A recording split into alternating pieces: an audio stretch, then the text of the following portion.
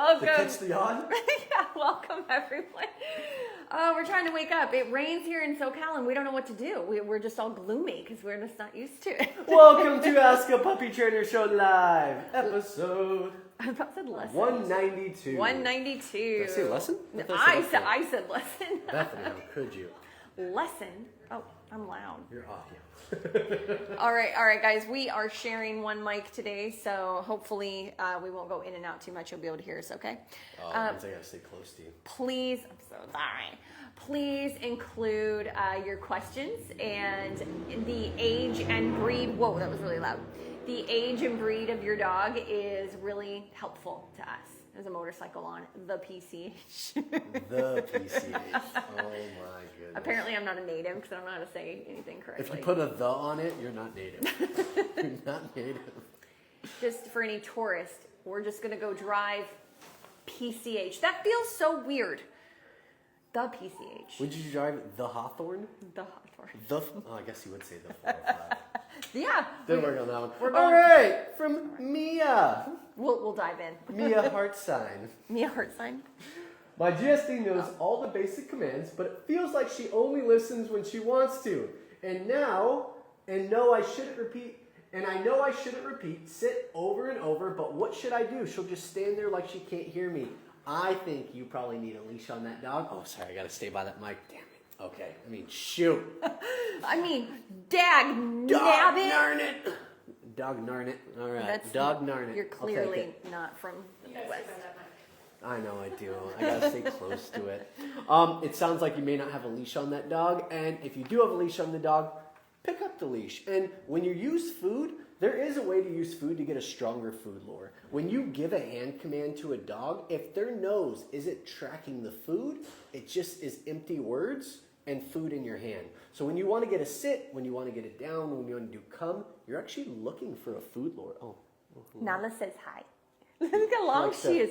She is long. She's gotten so big. But you're basically looking to put the food to the nose, have your leash not to add tension, just to prevent your dog from leaving your space. Mm-hmm. And while the food is on their nose, you want to kind of do a one finger up or just a lift in general, up and slightly over the head. But you got to move slow enough so that nose tracks your fingers and can smell the treat the whole way. Once that butt hits the ground, you could give a good and give a treat. But if your dog is already struggling to sit and keep that sit, don't ask for the sit. Sorry, I gotta get by the mic. Don't ask for the sit. Just get back. I'm tired of leaning forward. I don't like leaning back.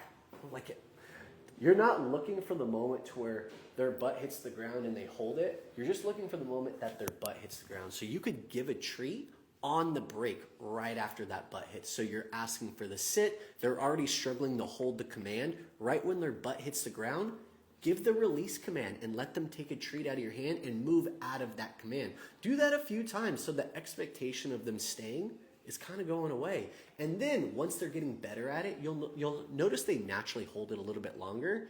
Then after your sit, butt hits the ground, mark a neutral good. If you're excited, so are they. Neutral good, give a treat, and then quickly give your release. So they're holding it less and less. And as you do this longer and longer, you'll start getting a little bit more duration. When you want to specifically work on the duration, you could even do a triple treat. Good for the sit, short pause, they're kind of watching you. Good, give another treat. And then on the third one, usually after that, I'll release them with, we use break, you can use whatever word that you guys use. That would be my system for it. What'd you do? I totally disagree with everything he just said. Oh, I love it. What you got? Well, first of all, can you take Nala? No. She's not you. Yeah. You don't like Nala? Oh. No, it's Nala's just hard. the sweetest one we got. I didn't say she wasn't sweet. I just said it's hard with the mic and she's... Well, I'm curious to your advice now, though. She doesn't want to settle in. She wants to just walk all over us, even though she's calm. Okay, so for me, I think that you should do everything he said when there is a distraction. I disagree fully. Disagree. Okay. Wait till you hear what I have to say. Okay. So we didn't get age. We didn't get age of your German Shepherd. But it's a puppy program, so we're assuming your dog is about 4 months old. Are you done? Yeah, because that's what I assumed. Okay. Well, you didn't tell anybody that, for the record. It's a puppy program. It's assumed. Puppy program. Lots of people consider puppies to be 8 months, 9 months, 10 months old. But anyway, even if adolescence. I agree. But even if you have a 16-week-old puppy, I still disagree, because you said you think your puppy knows all of their basic commands. And so I'm going to believe you, just to be honest. I'm going to believe you. Now, you should do everything he said when there is a distraction, even a low-level distraction, because even though your puppy knows all their basic commands, in our experience, I think it's safe to say both of our experience, people kind of misjudge the level that their puppies can handle and still be able to do their obedience, and they try to wean off of food and guidance too quickly, okay? So I will say that. But this is what I would change when there's not much going on around you and you're working in your home with very little going on, or right in your front lawn and there's just not much going on. If your puppy isn't sitting when you say sit, I would say you really need to work on your marker. Sit is a marker, just like good is a marker, no is a marker. So if you just keep going sit with food lore, your puppy might be very food driven, not really listening to the sit, not really knowing what they're following. So for me, you need to, whatever you're introducing, whatever you're teaching, you're introducing first. So if you're at the stage where you think your puppy is like good with the sit and has learned the lure and all that, what you need to be doing is get your hand out of the cookie jar. There's no hand in your pocket, but you do have food in your hand. Relax it at your navel or down by your side. With a German Shepherd, I'd probably definitely do the navel, just because they're so big, and then we'd have to run into a whole nother thing of teaching them not to be pushy with the food. So hold it at your navel. Look at your dog, and you're holding the leash as well. And like you said, but instead you're just gonna go sit. And I want you to pause for a second. Let your puppy think for a beat. So it's gonna go like sit. Then do the lure without repeating yourself. So you're gonna say sit, your puppy's gonna be like, what is that again? And you pause, let him think, then add the lure and create a bridge between the two things. Because there's plenty of puppies that we've worked with that do really struggle listening to the new language, because that's what it is for them. They're learning a new language. They struggle listening to the new language while you've got food in their face and you're just luring a bunch. So they don't always pick up on the verbal very well. And then the other big thing that you might not be doing, and this is why you're struggling. So you got the sit, you got the pause, then lure if you even need to, then fade the lure and just point is what we do. But what I want to make sure you're doing is you're not going, good piece of food at the stage you're at. Because if I take you at your word and your puppy knows their basic obedience, you don't say good, give food. You go sit, lure if you need to, good. You lured, but you don't need to give them their food right away. Pause, then deliver food. Let's go, or break. And then have them, when they get good at it, have them do 2 or 3 without food. You can still be holding food to help them with the lure, but you don't give it to them right away. Good, let's go. Sit, good, let's go. Sit, good, let's go, good. Give a piece of food. So really start spacing out the marker word good with food delivery. There needs to be a pause in there. It's the same thing with sit, pause, let the dog think, then give them the information, the lure, what to do. They'll always follow hand motions and luring first, because that's how they learn the easiest. And so getting them to follow the verbal command and then have patience between the good marker and the food can take time. Do you still disagree with me? No, because this is definitely a 6 or 7 month old dog. I guarantee. Why do you think that? Because everything I read in this question now, not being the one who read the question, for sure. Well, Knows all the commands, testing boundaries, stands there like she can't hear. Yeah, this isn't a puppy learning commands. This is an adolescent dog who's saying, I don't care. So here's the thing, though. I hate when she's right. Well, here's the thing, though. The advice I'm giving is still for a 12-week-old, 16-week-old that's doing good. Like you want to phase. It's a gradual progression. You want to phase that stuff quickly. If your dog is smart, and most GSDs pick up things really quick, you want to fade all that stuff quickly. Otherwise, you're just spoon feeding them commands and they're not thinking for themselves, which leads into other problem behaviors. If you have an adolescent that's doing this, you need to be more patient, you need to take more time, and you need to work more on your spatial pressure and blocking. Okay, we can move on. Cool. All right.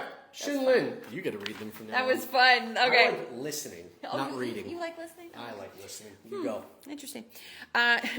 Kind of off topic. Did you pre-read these? Kind of off topic. I got a puppy and I'm trying to get into a routine. However, if I'm gone for work, how can I keep them from going potty in the wrong area? Will this postpone training? Oh, it's not off topic. Oh, it must be a comment to a different type of video. That's okay. I would say... You need a playpen.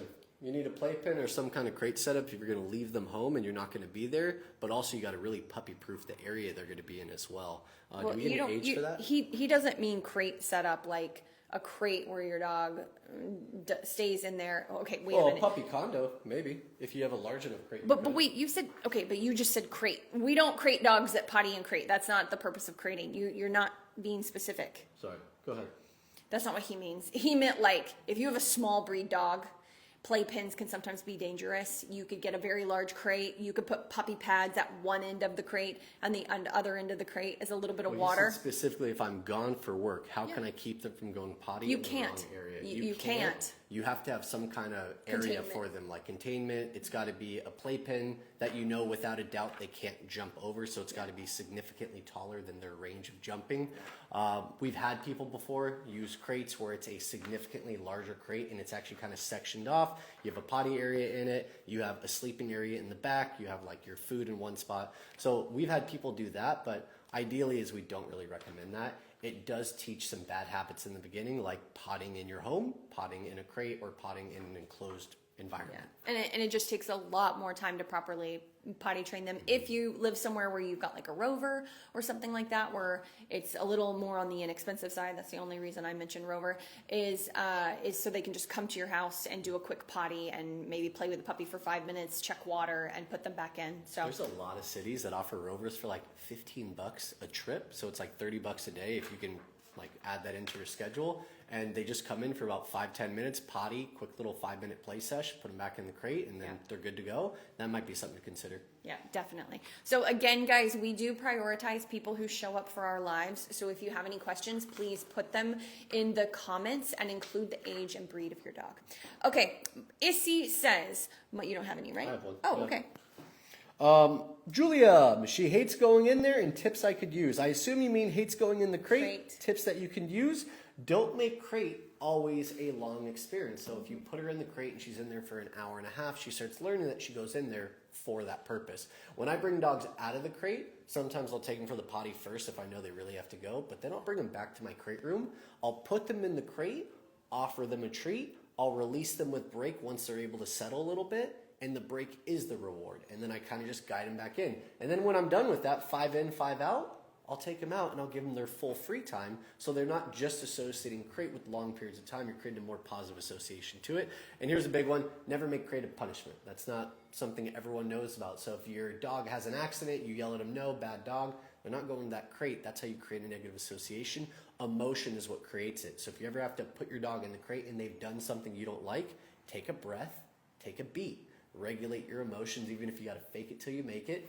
Calmly grab your dog, put them in the crate, close it, lock it, and just walk away. It's not a punishment. It's more of a timeout because you've tried everything you can and they can't help themselves. This is how you help them. I would say that some dogs, even if they go into crate and they lay down and they're good, there's always like a hesitation with walking in. They might associate it with you leaving, like he said.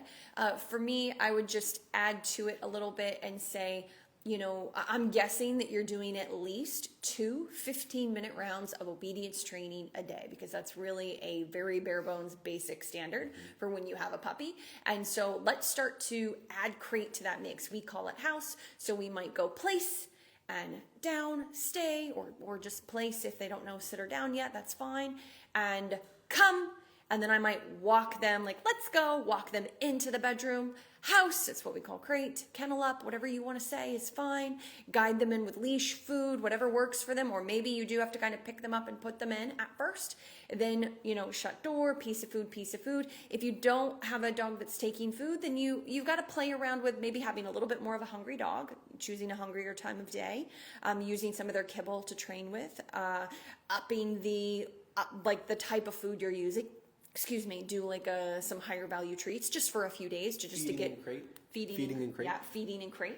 but use a higher value treat for a few days to get over the hump. But you're doing 10, 15 minutes of now integrating house, staying in there, waiting for permission to come out. You're integrating that into your obedience routine. Also, think about your free time. You're doing free time in a specific way. That 15 minutes that she mentioned, that's your training, that's your mental exertion, but your puppies still have energy coming out of the crate. You got to get some kind of physical exercise, whether it's a short walk up and down your living room, whether it's a 5-minute game of tug with a good drop, a sit, a treat, and then a break and getting the tug again. You got to have some kind of physical exercise, then mental, and then they have to learn how to settle before putting them back in the crate. That's true. You got to work them on all their needs and then show them what you want when they're inside of it. That's like our supervised separation. That's the last 5-10 minutes we do before putting them in the crate, so they learn to lay on a dog bed next to our feet, slightly away from us, and not be in our laps. That dog being in your lap before you put them in the crate, that's an emotional connection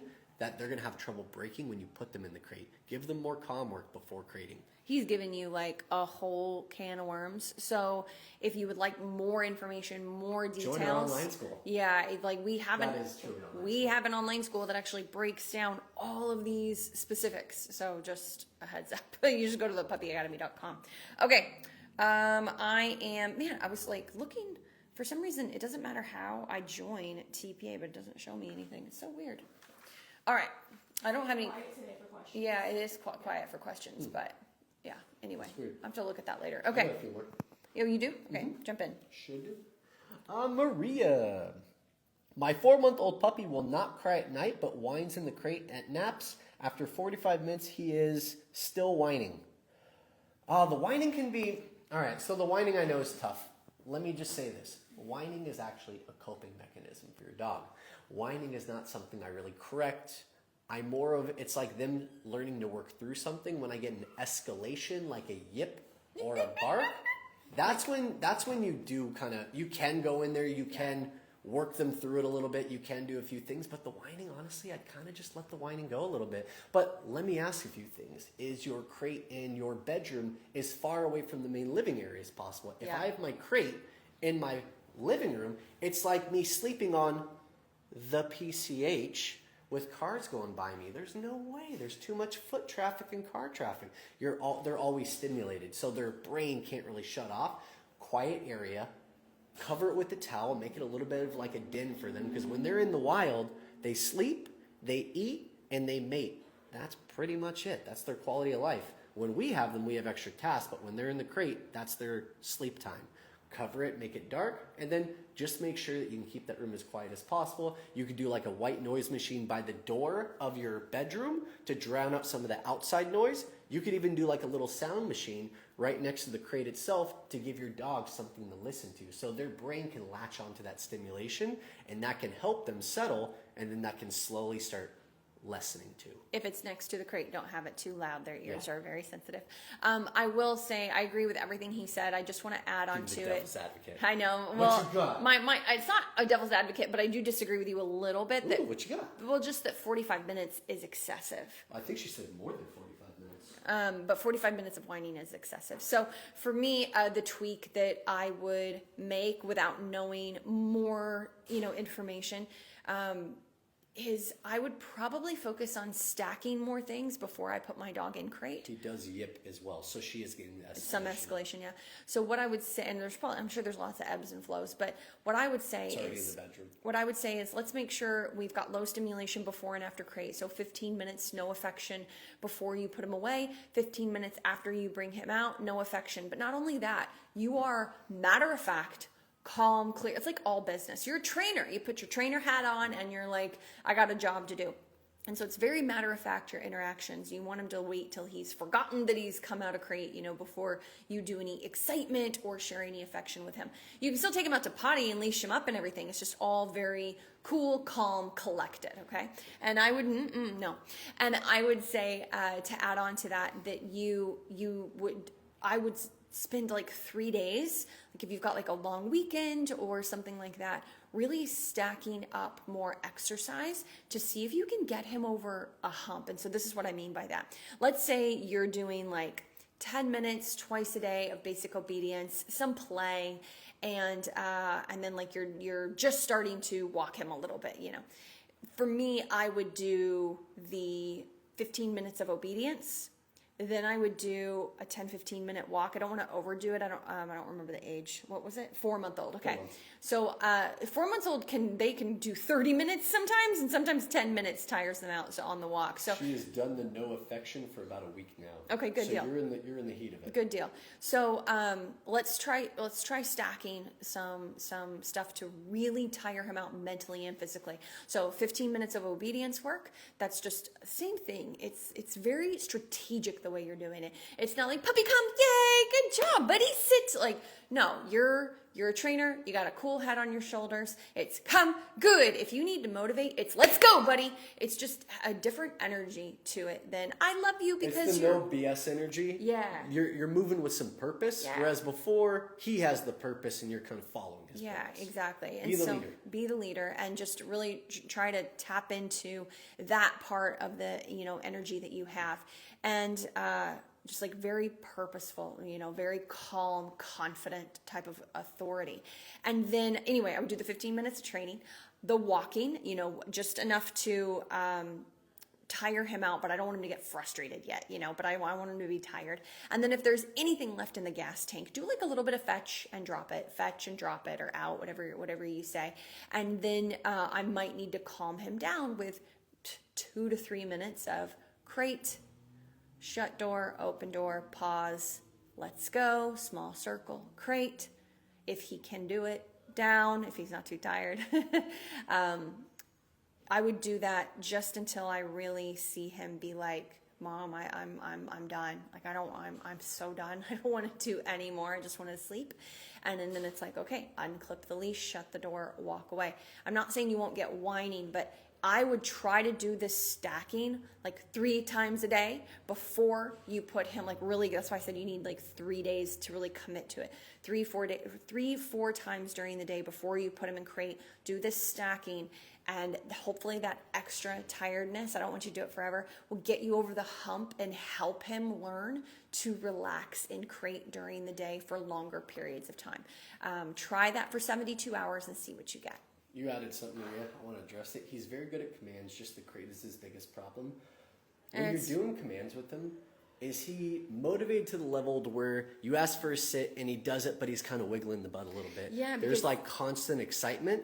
When we're getting that, an extra step you could do is when you're marking your good, you're not actually marking the excitement. You want to wait till he's a little bit more calm. If he can hold the sit for a little bit longer, you tell him sit. Good, you're holding pause. the food by your sternum or up a little bit higher even.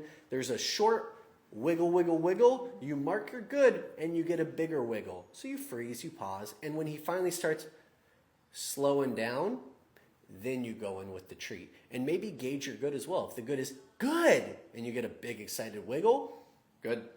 It's more neutral. Yeah. So Or- play with your energy with them. With really crazy puppies that are dealing with You can't crate. even give good. Yeah, that are dealing with What's up? with really crazy puppies that are dealing with crate or separation anxiety, I will absolutely go more silent with them for a few days and do more luring, energy, more body blocking and body language guidance just to see if I can get over the hump. I will say that, and I don't mean this isn't geared towards you to like meanly, I swear. This is just a very general thing that always pops into my head when people say, oh, my dog is really good at obedience. They're just, they just react to dogs, or they just struggle in the crate, or they just do this, or they just struggle in the car.